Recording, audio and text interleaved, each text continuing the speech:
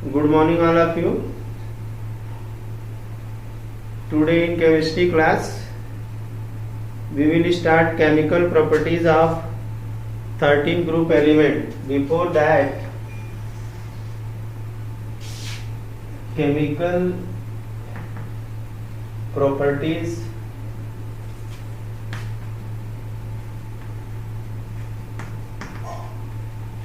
of chemical properties of group 13 elements.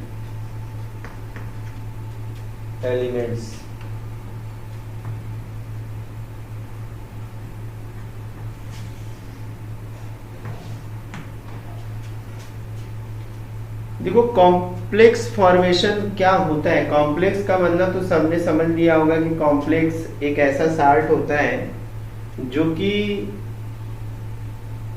Water में अपनी identity को लूज नहीं करता है। वाटर में अपनी आइडेंटिटी को लूज नहीं करता है, किसी भी कंडीशन में अपनी आइडेंटिटी को लूज नहीं करता है। आइडेंटिटी लूज करने का मतलब क्या होता है, जैसे कि अगर मान लो हम साल्ट डाल देते हैं, NaCl नमक डाल देते हैं, तो क्या होता है Na प्लस Cl माइनस में टूट जाता है। तो अब उसकी आइडेंटिटी जो थी सॉलिड स्टेट में वो खत्म हो गई।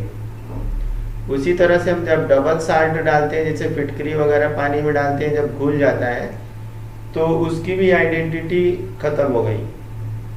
लेकिन अगर हम कॉम्प्लेक्स कंपाउंड या कॉम्प्लेक्स साल्ट को डालेंगे तो वो कभी आयन में डिसोसिएट नहीं होते, इसलिए उनकी आइडेंटिटी लिक्विड स्टेट में पड़ी रहती है। अब कॉम्प्लेक्स बनाने के लिए क्या होना चाहिए? कॉम्प्लेक्स बनाने के लिए देखो वैकेंट डी ऑर्बिटल होनी चाहिए और स्मॉलर साइज होनी चाहिए। दो चीजें होनी चाहिए, vacant D orbital and smaller size. तो एल्युमिनियम, गैलियम, इंडियम, थैलियम, इन सब के पास क्या है? वैकेंट डी ऑर्बिटल है। इन सब के पास वैकेंट डी ऑर्बिटल है और एल्युमिनियम और गैलियम की साइज भी थोड़ा छोटी है। तो इस कंडीशन में जो है कि इंडियम और गैलियम और एल्युमिनियम बना लेंगे, लेकिन जैसे ही साइज बढ़ेगी तब उस कंडीशन में बन पाना क्या है, मुश्किल हो जाता है। क्या चीज? कॉम्प्लेक्स। ठीक है, तो कॉम्प्लेक्स बनाने के लिए हमें क्या करना चाहिए? कॉम्प्लेक्स बनाने के लिए हमें करना ये है कि कॉम्प्लेक्स बनाने के लिए हमें ये करना है कि एक तो जो हमारा सेंट्रल मेटल है जिसका हम कॉम्प्लेक्स कन्वर्जन कर रहे हैं, वो मेटल छोटा होना चाहिए और उसके पास वैकेंट या पार्शियली फिल्ड डी ऑर्बिटल होनी चाहिए। कहने का मतलब क्या है कि जैसे एल्यूमिनियम को ले लो, अब इसकी साइज बहुत बड़ी नहीं है, 13 एटॉमिक नंबर है, 1s2, 2s2, 2p6, 3s2 और 3p1। अब यहाँ 3d खाली पड़ा हुआ है। 3d क्या खाली पड़ा है? p भी खाली पड़ा हुआ है। तो ये दूसरे एलिमेंट के साथ, जैसे एक तो हमें मिलता है K3Al F6, ठीक है। तो ये जितने 6 जो फ्लोरीन है उसके लिए 6 ऑर्बिटल यहाँ खाली पड़ा है, 5d का और 2 यहाँ पे इसका, यानी 7 ऑर्बिटल है, हमें 6 ही चाहिए। ठीक है, तो ऑर्बिटल वैकेंट ऑर्बिटल अवेलेबल है, साइज छोटी है, तो कॉम्प्लेक्स फॉर्मेशन में कोई प्रॉब्लम नहीं है। बात समझ आ गई? अब बात समझ आई? कॉम्प्लेक्स फॉर्मेशन के लिए हाँ, एलम कॉम्प्लेक्स साल्ट कभी नहीं हो सकता है, वो डबल साल्ट है। एलम जो होता है, एलम है, मोअर साल्ट है, ये सब डबल साल्ट है और ये कॉम्प्लेक्स नहीं है। कॉम्प्लेक्स को रिप्रेजेंट करने के लिए हमने बताया कि ये तरीका होता है कॉम्प्लेक्स को रिप्रेजेंट करने का। इस तरह से कोई भी अगर फार्मूला लिखा हुआ है तो वो क्या है? कॉम्प्लेक्स है। ठीक है, इस तरह का कोई भी फार्मूला लिखा है, हाँ, एल्यूमिनियम,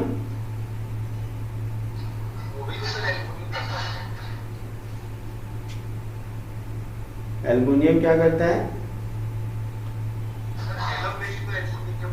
हाँ एल्यूमिनियम देखो सीधी सी, हाँ एक बात, जैसे जैसे K2SO4 Al2SO4 का होल थ्राइस, ठीक है, और डॉट XH2O मान लो कुछ भी है। अब इसमें क्या है कि ये जो अगर ब्रेक करेगा तो 2K plus SO4 minus minus, केवल किसी के होने से कुछ नहीं फर्क पड़ता है। Al3 प्लस और यहां से 3SO4 माइनस माइनस, ये इस फॉर्म में टूटेगा। लेकिन अभी जो हमने बनाया था K3Al(F6) बनाया था, अगर इसको हम वाटर में डालेंगे तो ये पूरी तरह से ब्रेक ही नहीं करेगा।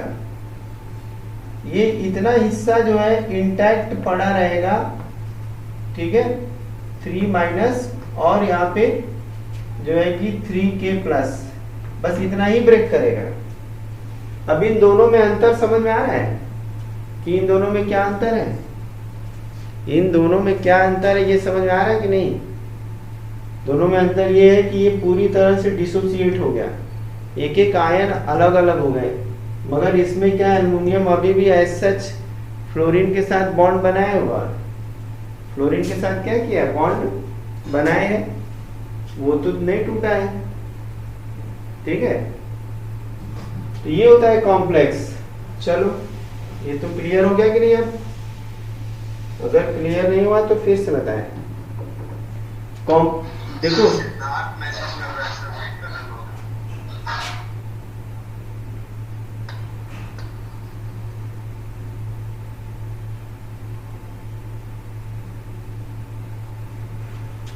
तो यहाँ पे कॉम्प्लेक्स फॉर्मेशन जो है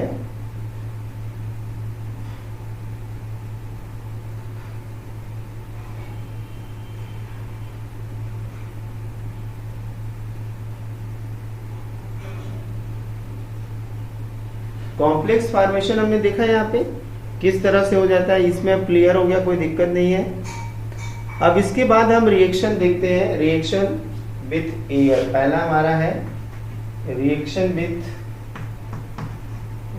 with air.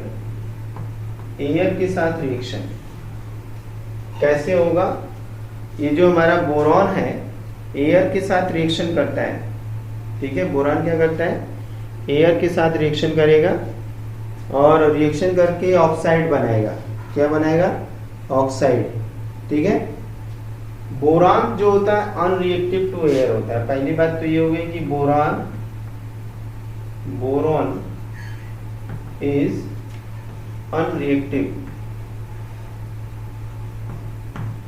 Reactive to air. Boron air से जल्दी रिएक्शन नहीं करता है। एल्यूमिनियम रिएक्शन करेगा, air react with air to form amphoteric oxide,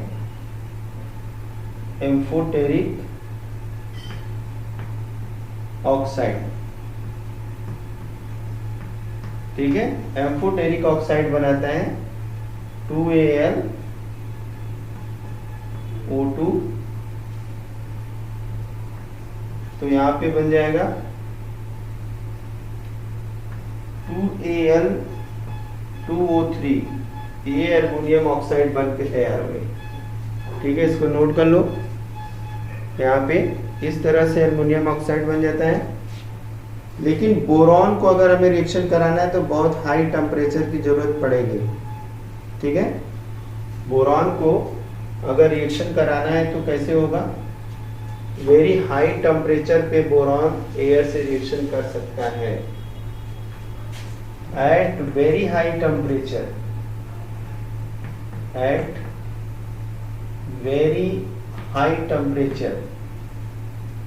ठीक है, हाई टेम्परेचर।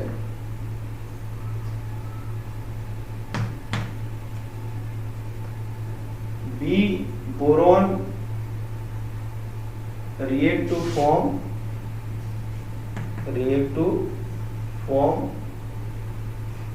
Boron oxide. ठीक है, नॉर्मल जैसे सब रिएक्शन करते हैं वैसे ये रिएक्शन नहीं करता। यहाँ पे एक तरह से नॉर्मल रिएक्शन है। ठीक है, अब यहाँ पे क्या है कि ये बोरॉन रिएक्शन अगर करेगा ऑक्सीजन के साथ तो यहाँ से बोरॉन ऑक्साइड तो बन जाएगा, लेकिन बहुत ज़्यादा टेम्परेचर कंज्यूम हो जाएगा, बहुत ज़्यादा टेम्परेचर कंज्यूम हो जाएगा। और ये थोड़ा एसिडिक नेचर का होता है, एसिडिक ऑक्साइड। ठीक है, एसिडिक ऑक्साइड है ये हमारा एम्फोटेरिक ऑक्साइड है। एम्फोटेरिक ऑक्साइड सबको पता है, एम्फोटेरिक ऑक्साइड सबको पता है। एम्फोटेरिक ऑक्साइड वो होते हैं जो कि एसिड से भी रिएक्शन करते हैं और बेस से भी रिएक्शन करते हैं। एम्फोटेरिक ऑक्साइड वो होते हैं जो कि रिएक्शन करते हैं एसिड के साथ भी और बेस के साथ भी। ठीक है, नोट कर लिया इसको। चलो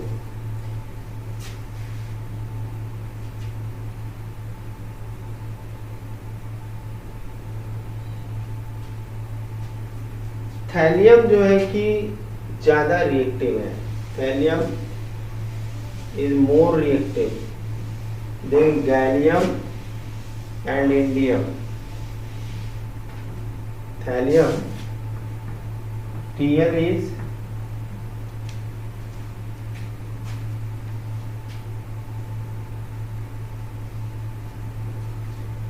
thallium is more reactive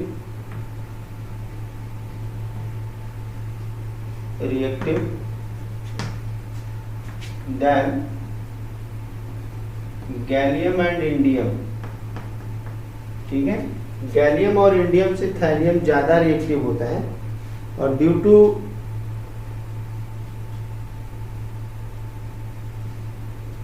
to formation of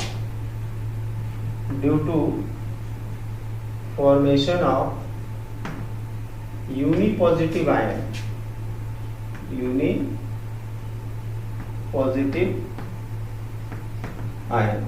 unipositive ion बनाने की वजह से थैलियम जो है बाकी की तुलना में बहुत तेजी से रिएक्शन करता है।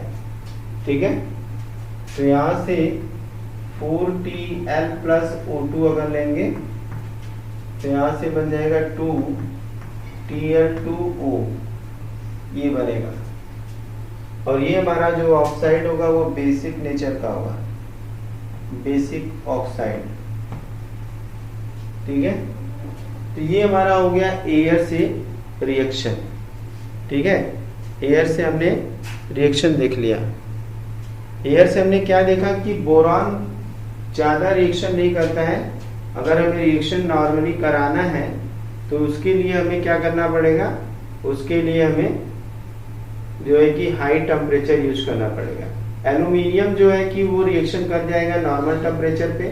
कभी देखा होगा कि एल्युमिनियम के बर्तन हम जब घर लाते हैं नया तो वो पूरी तरह से सिल्वर की तरह से चमकता हुआ रहता है, लेकिन कुछ दिन बाद देखते हैं कि वो लेयर डर्टी हो जाती है। फिर हम कितना भी उसको साफ करें, वॉश करें, वो पुराना दिखाई देता है। एक्चुअल में वो एल्युमिनियम ऑक्साइड की लेयर है, उसका कलर जो चेंज हुआ वो एल्युमिनियम ऑक्साइड बन गया। अब उसके बाद वो बर्तन जिंदगी भर पड़ा रहेगा, खराब नहीं होगा, क्योंकि जो वहाँ पे एल्युमिनियम ऑक्साइड की लेयर है वो प्रोटेक्टिव नेचर की होती है, उसको वो प्रोटेक्ट करती है। कहने का मतलब है कि एल्युमिनियम के बर्तन में जंग क्यों नहीं लगता है। तो सपोज करो कि ये एल्युमिनियम का कोई बर्तन है, थाली है, तो जब हम मार्केट से लाते हैं तो एकदम वाइटिश होती है, लेकिन कुछ दिन के बाद वो वाइटिश कलर फेड हो जाता है। तो उसमें होता क्या है कि जब ऑक्सीजन से ये पहली लेयर रिएक्शन करके ऑक्साइड बना लेती है। अब इस ऑक्साइड और मेटल के बीच में एक लेयर हो गई जो इंसुलेटर का काम करेगी। अब फर्दर रिएक्शन नहीं होने वाला है, इसलिए जो इलेक्ट्रिक के वायर होते हैं, हाई टेंशन वायर वगैरह होते हैं, वहाँ पे हम एल्युमिनियम यूज़ कर लेते हैं, क्योंकि इन्वायरमेंट में एक बार एल्युमिनियम आने के बाद एक बार जब रिएक्शन कर लेता है तो दोबारा वो इनर्ट हो जाता है, दोबारा रिएक्शन नहीं करता है। तो जैसे अगर कोई पूछ दे कि हम जो है कि गोल्ड और सिल्वर की कंडक्टिविटी तो बहुत ज़्यादा है तो हम उसको यूज नहीं करते, क्योंकि भाई बहुत प्रीसियस है, और बहुत प्रीसियस है तो उतना ज़्यादा पैसा खर्च नहीं कर सकते। तो एल्युमिनियम इसलिए यूज किया जाता है कि एल्युमिनियम एक तो ख़राब नहीं होता है। एल्युमिनियम ऑक्साइड की जब लेयर बन जाती है तो उस कंडीशन में ये एल्युमिनियम ख़राब नहीं होता है। अगर हम वही आयरन ले लेते हैं तो आयरन में जंग लग जाएगी, कंटिन्यूअस ऑक्सीडेशन होगा और उस ऑक्सीडेशन के कारण ब्रेक कर जाएगा। अब हमारा एल्युमिनियम जो है तीसरा मोस्ट एबंडेंट एलिमेंट है, मेटल है पीरियड अर्थ क्रस्ट में, दूसरे चीप है, सस्ता है। तीसरी बात यह है कि इसमें जंग नहीं लगती है, क्योंकि इसके ऊपर एक ऑक्साइड की लेयर ऑटोमेटिक बन जाती है, नेचुरली बन जाती है, जिससे वो खराब नहीं होता है। ठीक है, चलो भाई अब नेक्स्ट इसके बाद हम लोग देखेंगे reaction with nitrogen. Reaction with nitrogen,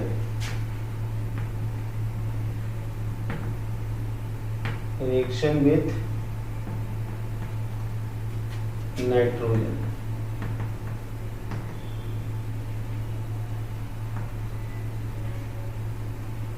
ठीक है, अब ये एलिमेंट जो है रिएक्शन करके नाइट्रोजन के साथ नाइट्राइड बना लेते हैं। Eight these elements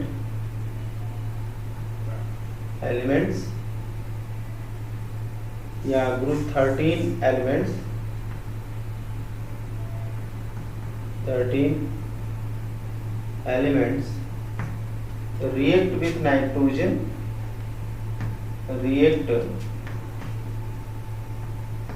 with nitrogen to form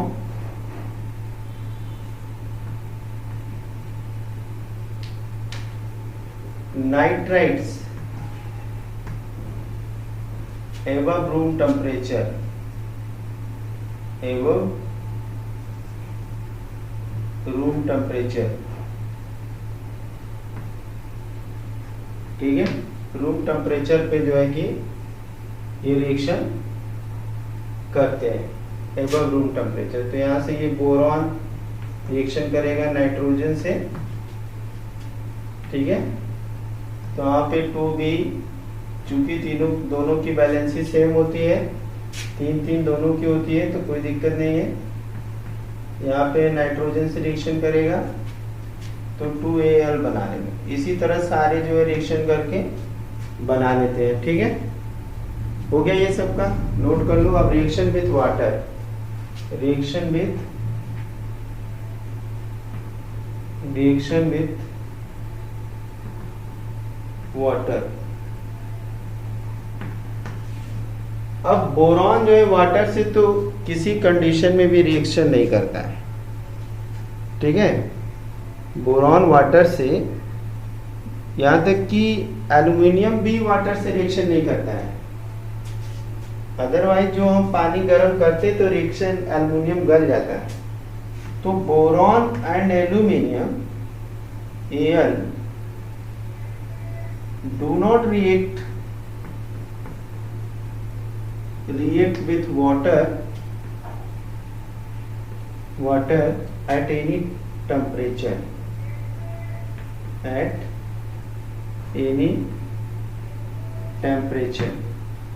ठीक है, किसी भी टेम्परेचर पे ये रिएक्शन नहीं करता। लेकिन एल्युमिनियम से तो हम रिएक्शन करा सकते हैं, बस एक काम करना पड़ेगा कि उसको अमलगमेट करना पड़ेगा। अमलगमेट करने का मतलब क्या होता है कि सबसे पहले उसे हमें जो है कि एल्युमिनियम को मरकरी से रिएक्शन कराना पड़ेगा। ठीक है, amalgamated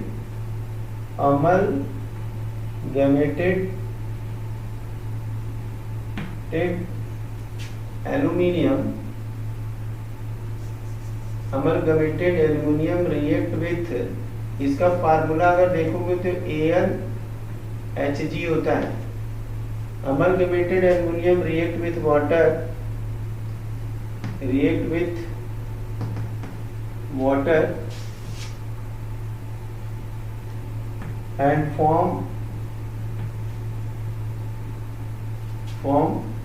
aluminium hydroxide, aluminium hydroxide बना देता है। ठीक है, तो ये हमारा जो एमलगमेटेड है यहाँ पे वाटर से रिएक्शन करेगा, वाटर से रिएक्शन करके रिएक्शन बैलेंस करना पड़ेगा सबको। यहाँ पे mercury Hg plus hydrogen H2 देता है। ठीक है, रिएक्शन को बैलेंस करना होगा।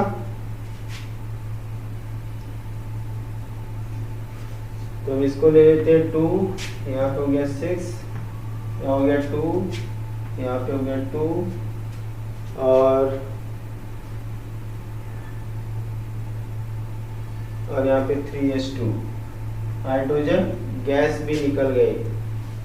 ठीक है, तो एल्युमिनियम बहुत मुश्किल से रिएक्शन किया गया। पहले इसको अमलगमेट करना पड़ेगा, मरकरी से रिएक्शन कराना पड़ेगा, तब जाकर के ये वाटर से रिएक्शन करेगा।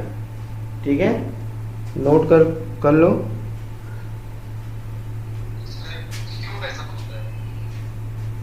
अरे भाई हमने बताया ना कि अभी तो बताया, क्वेश्चन देखो पूछ सकता है कि why aluminium do not react with water at normal temperature और हाई टेम्परेचर। सिंपल सी बात है, जब हम एल्यूमिनियम के पॉट को घर ले आते हैं तो वो क्या होता है, तो उसके ऊपर ऑक्साइड की लेयर इतने देर में बन चुकी होती है। अब ये जो ऑक्साइड की लेयर इसके ऊपर बनी है वो क्या है, इनर्ट है। वो क्या है, इनर्ट है, वो किसी चीज से रिएक्शन नहीं करती, उसके ऊपर किसी केमिकल का इफेक्ट नहीं पड़ता है, सिर्फ मरकरी को छोड़ करके। तो ऐसे कंडीशन में ये वाटर से रिएक्शन कैसे करेगा? अगर वाटर से रिएक्शन करेगा तो पता चला किसी पतीले में तुम पानी भर के दाल रख के गए कहीं, टेम्परेचर बढ़ाए और पतीला चू गया, पतीले में से सब कुछ जो है गिर गया। अगर ऐसा होता,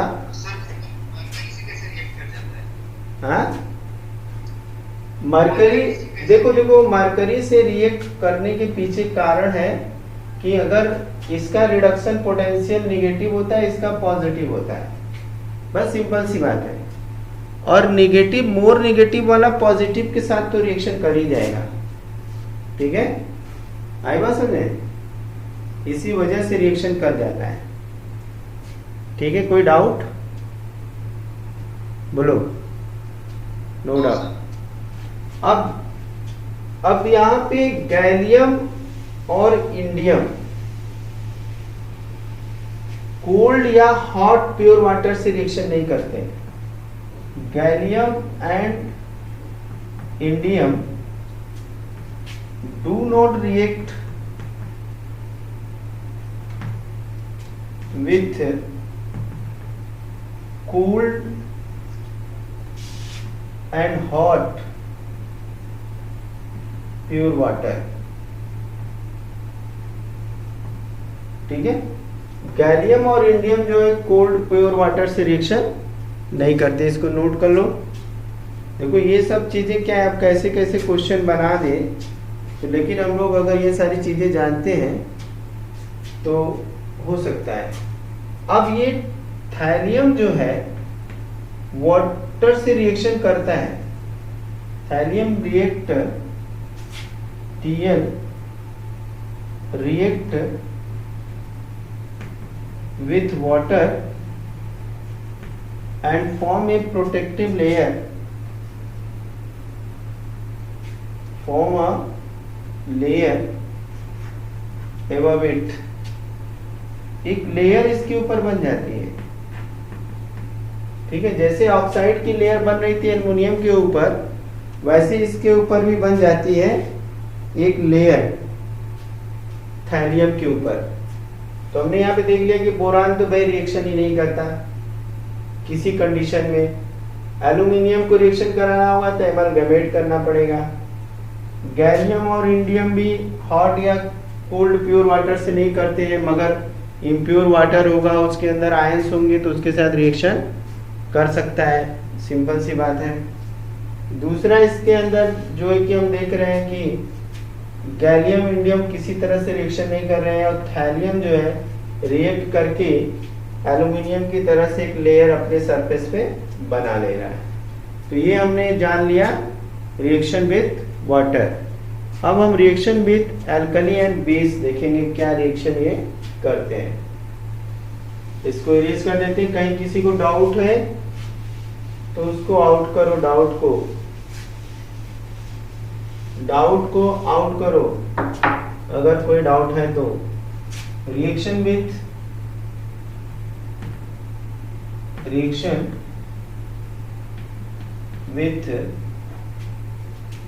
alkalis,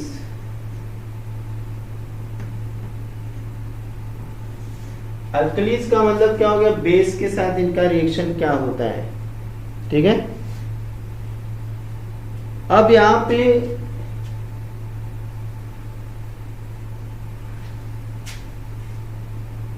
boron dissolve in sodium hydroxide to give borate, ये बोरेट देता है, ठीक है। सोडियम हाइड्रोक्साइड के साथ जब रिएक्शन कराते हैं ये डिसॉल्व होकर बोरेट दे देता है, ठीक है। यहाँ पे 3B plus 6 NaOH gives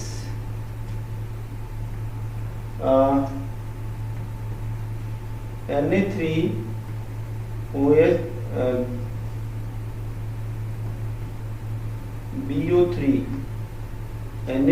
BO3 बना देता है, ठीक है।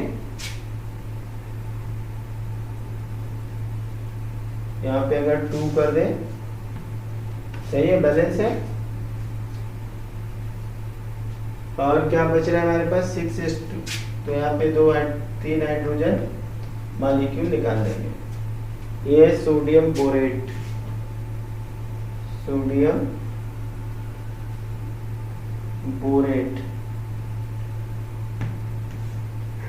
ठीक है।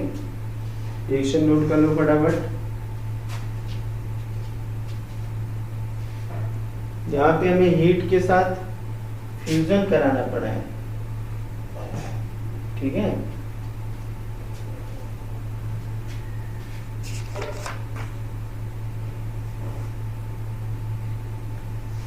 इसका कोई यूज सर, कोई मतलब स्पेशल यूज सोडियम बोरेट का? हाँ, आगे कंपाउंड पढ़ोगे तो सोडियम, देखो बोरेट बोरिक एसिड बनाने में भी यूज हो सकता है, ठीक है। बहुत सारे ऐसे कंपाउंड है बनाने में यूज हो सकता है। बोरान की रिएक्टिविटी के बेस पे ही इसको हम यूज करते हैं, जो है कि डिफरेंट फॉर्म में। और इसके जो है कि हम बीड टेस्ट, एक होता है लैब में बीड टेस्ट होता है, बोरॉन बीड टेस्ट उसको बोलते हैं। तो हाँ, जो बोरॉन का ऑक्साइड होता है एक बार बन जाने के बाद अगर किसी तरह हमने हीट करके बना लिया, ठीक है, हमने देखा कि एयर के साथ रिएक्शन तो नहीं करता है, लेकिन अगर किसी कंडीशन में बना लिया तो जल्दी खराब नहीं होगा। उसको कितना हीट करें और उसकी मदद से हम फ्लेम टेस्ट कर लेते हैं, ठीक है। तो यहाँ पे aluminium also react with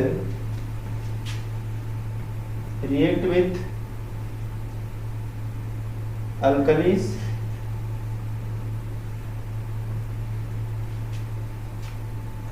and form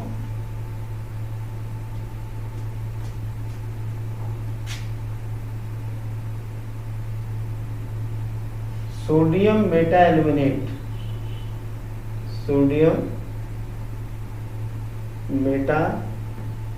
aluminate, यहाँ पे ये एक कॉम्प्लेक्स बना लेता है जिसको हम सोडियम मेटा एल्यूमिनेट कहते हैं, ठीक है।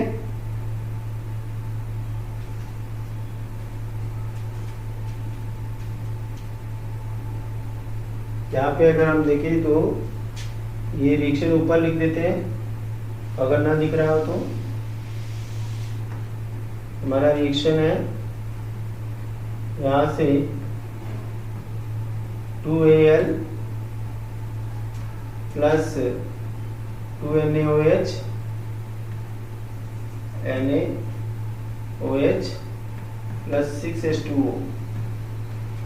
ठीक है, अब ये क्या करेगा, 2NaAlOH होल 4 बना लेगा। ठीक है, ये हमारा एक कॉम्प्लेक्स बन गया। ये क्या बन गया, एक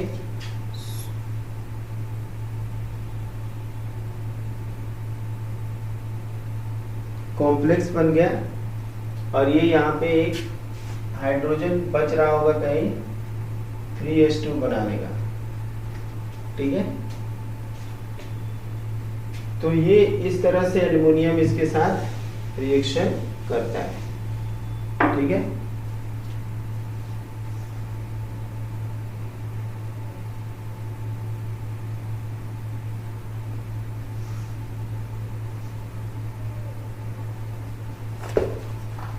चलिए ये हो गया यहाँ पे।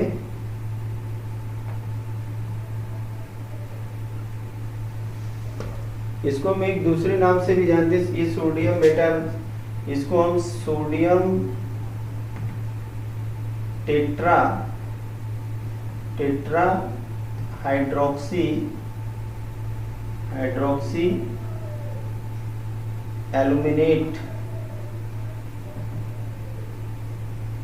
एल्यूमिनेट बोलते हैं इसको। इसका नाम जो हम सोडियम बेटा एल्यूमिनेट बोल रहे थे, इसको आईपीएससी नेमिंग के हिसाब से सोडियम टेट्रा हाइड्रोक्सी, टेट्रा माने 4 OH लगा है, हाइड्रोक्सी एल्यूमिनेट बोलते हैं। आई बात समझे? ठीक है, तो आज के लिए इतना ही।